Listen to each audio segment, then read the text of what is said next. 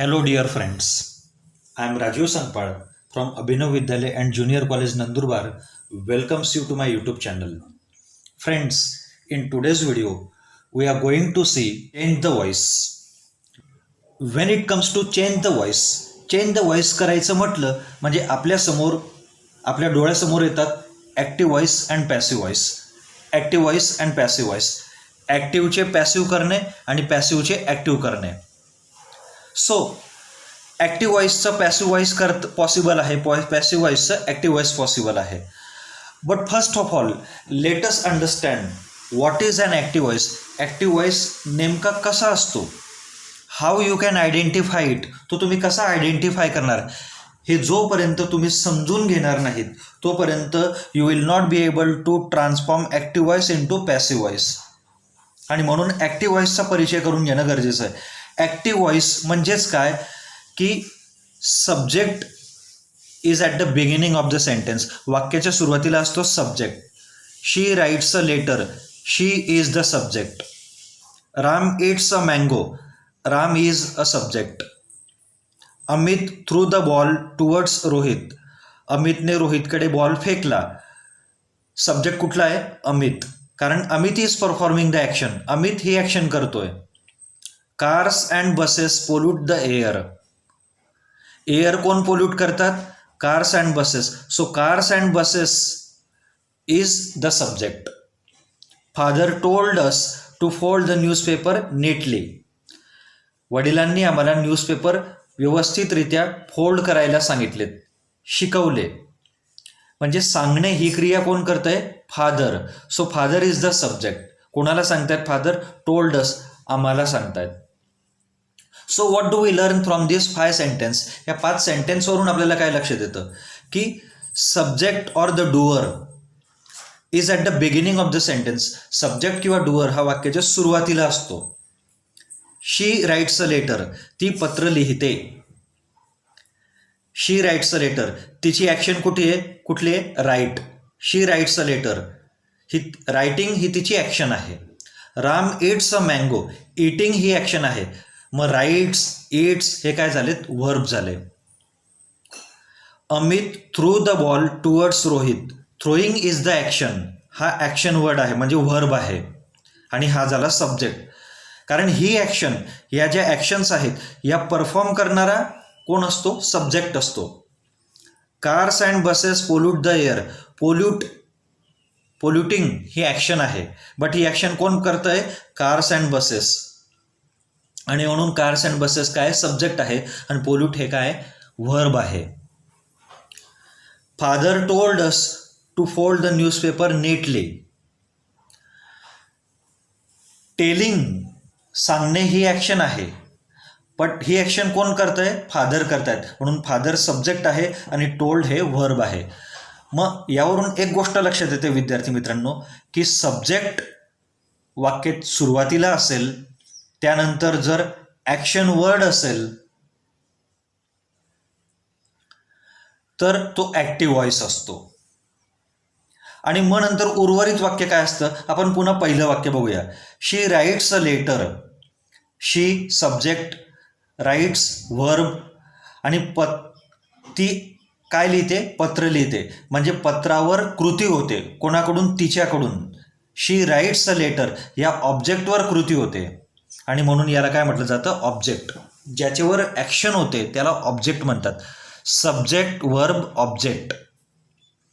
Ram eats a mango, Ram subject, it's verb आणि action कोणावर होते, मँगोवर.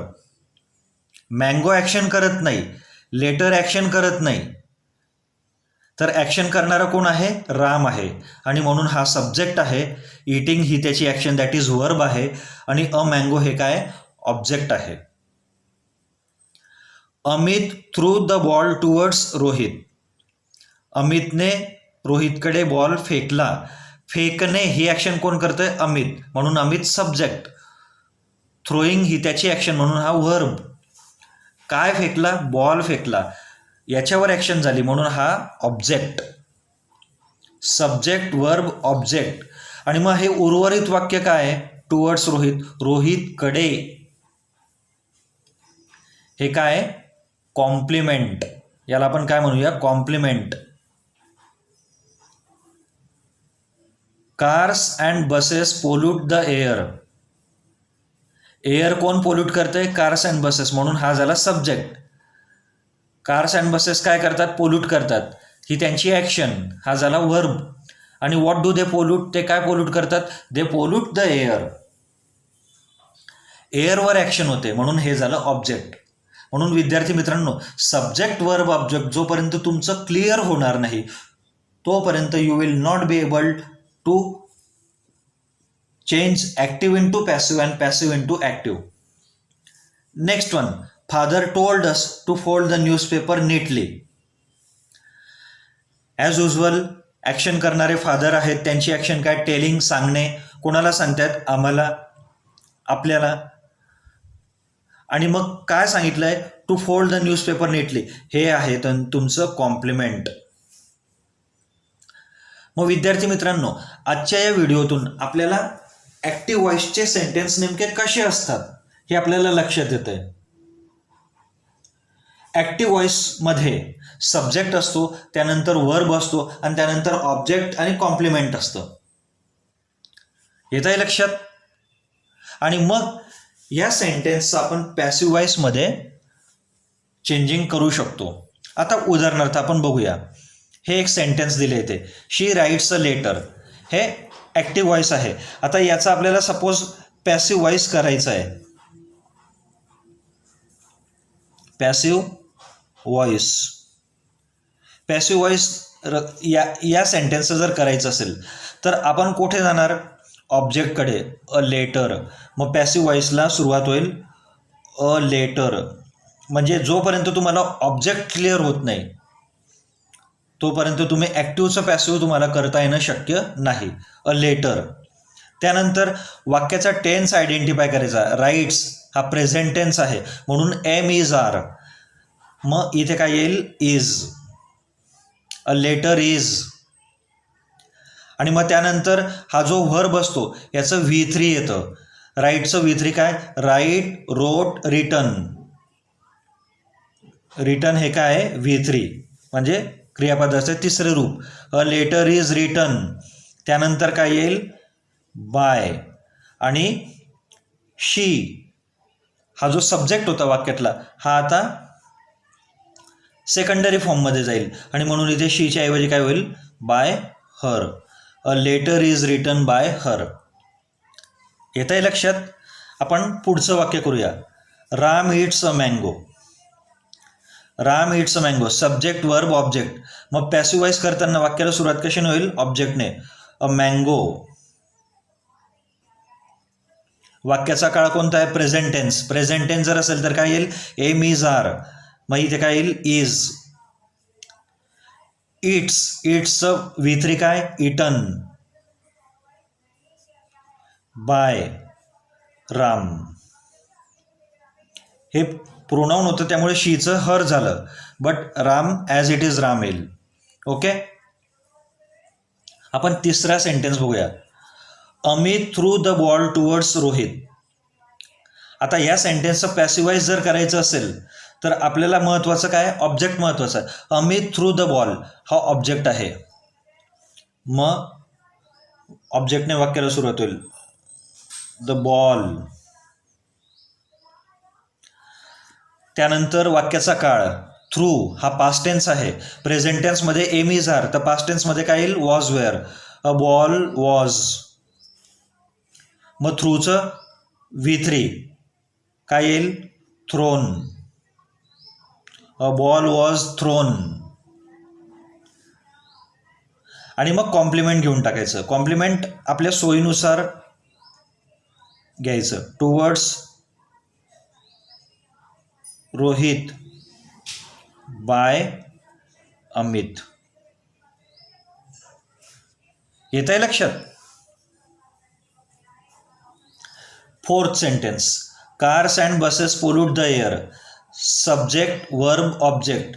मग पॅसिव्ह व्हॉइस करताना जे ऑब्जेक्ट असेल ते आता सुरुवातीला येईल. The air. वाक्याचा टेन्स बघायचा. टेन्स काय आहे, प्रेझेंट टेन्स आहे. प्रेझेंट टेन्स असेल तर काय, am is are, the air is. मग पोल्यूटचं V3 काय, पोल्युटेड बाय. आणि मग हा जो ॲक्टिव्ह व्हॉइस मधला सब्जेक्ट होता तो आता इकडे येईल, cars and buses. Clear. Fifth sentence, father told us to fold the newspaper neatly. आता ॲक्टिव्ह व्हॉइस आहे, हे ॲक्टिव्ह व्हॉइस आहे, याचं पॅसिव्ह करण्यासाठी तुम्हाला ऑब्जेक्ट आयडेंटिफाय करणं गरजेचंच आहे. जोपर्यंत तुमचे ऑब्जेक्ट लक्षात येणार नाही, you will not be able to change active into passive. आता पॅसिव्ह करताना हे अस आहे, आता याचं काय होईल, वी. त्यानंतर काळ कुठला आहे, टोल्ड, म्हणजे पास्ट टेन्स आहे. पास्ट टेन्स असल्यामुळे काय होईल, वॉज किंवा वेअर. मग इथे काय येईल, we were. V3, we were told, आम्हाला सांगण्यात आले. टू, आणि मग हे कॉम्प्लिमेंट घ्यायचं, to fold the newspaper neatly by father. By father येथे लक्षात, ऑब्जेक्ट येथे घेतला, इथे ही द्वितीया होती त्याची प्रथमा केली, वी अस. त्यानंतर काळ कोणता होता, पास्ट टेन्स. पास्ट टेन्स असल्यामुळे वॉज किंवा वेअर येईल. प्रेझेंट टेन्स असेल तर am is are, past tense असेल तर वॉज किंवा वेअर. मग वी वेअर, त्यानंतर V3 टोल्ड, त्यानंतर कॉम्प्लिमेंट घेतलं, to fold the newspaper neatly, आणि त्यानंतर मग बाय फादर हे सब्जेक्ट शेवटी आले. आता तर विद्यार्थी मित्रांनो, हे ॲक्टिव्ह व्हॉइसचे सेंटेन्स आहेत, ते पॅसिव्ह व्हॉइस सेंटेन्स आहेत. आता पॅसिव्ह व्हॉइसमध्ये तुम्हाला एक गोष्ट लक्षात येते की पॅसिव्ह व्हॉइस कसा आयडेंटिफाय करायचा. पॅसिव्ह व्हॉइसमध्ये नेहमी टू बी आणि V3 असते. टू बी आणि V3, to be V3, to be V3, to be V3. To be आणि V3 असेल तर ते सेंटेन्स पॅसिव्ह व्हॉइस असते. For example, look at this sentence, prizes were distributed. आता हे सेंटेन्स ॲक्टिव्ह आहे की पॅसिव्ह हे तुम्ही कसं ठरवणार. काही विद्यार्थी म्हणतील प्राइजेस सब्जेक्ट आणि मग हा वर्ब, आणि मग लागलीच तुम्ही म्हणणार की हे ॲक्टिव्ह व्हॉइस आहे. But it is not active voice, it is passive voice. हे पॅसिव्ह व्हॉइस आहे. मी तुम्हाला काय म्हटलं की टू बी आणि V3 जर असेल तर ते काय असते, पॅसिव्ह व्हॉइस. पॅसिव्ह व्हॉइस असते. कसे ते बघूया. प्राइजेस वेअर डिस्ट्रीब्युटेड, बक्षिसे वाटली गेलीत. वेअर डिस्ट्रीब्युटेड म्हणजे बक्षिसांवर ॲक्शन झालेली आहे. आणि मग पुढे आपल्याला जर कोणाकडून वाटली गेलीत तर बाय द चीफ गेस्ट असे आपल्याला सांगता येईल, by the chief guest. Okay. आता हे पॅसिव्ह व्हॉइस वाटतंय की नाही बघूया. Prizes were distributed by the chief guest. So एक आपल्याला अशी एक सवय असते की पुढे बाय आणि काहीतरी जर दिलेलं असेल तरच ते पॅसिव्ह व्हॉइस असते असे नाही. बऱ्याच वेळी मुद्दामहून असे वाक्य दिले जातात आणि म्हणून टू बी प्लस V3 जर असेल तर ते पॅसिव्ह व्हॉइस असते, हे लक्षात ठेवावे. मग prizes were distributed by the chief guest हे पॅसिव्ह व्हॉइस आहे. प्राइजेस वेअर डिस्ट्रीब्युटेड, बक्षिसे वाटण्यात आली बाय द चीफ गेस्ट, प्रमुख पाहुण्यांकडून. मग आता हे वाक्य जर ॲक्टिव्ह करायचं असेल तर कसं होईल, द चीफ गेस्ट.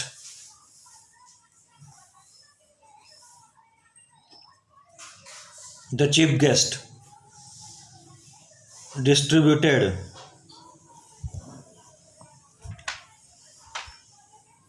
प्राइजेस. बघा, the chief guest distributed prizes. Chief guest हे काय आहे, सब्जेक्ट.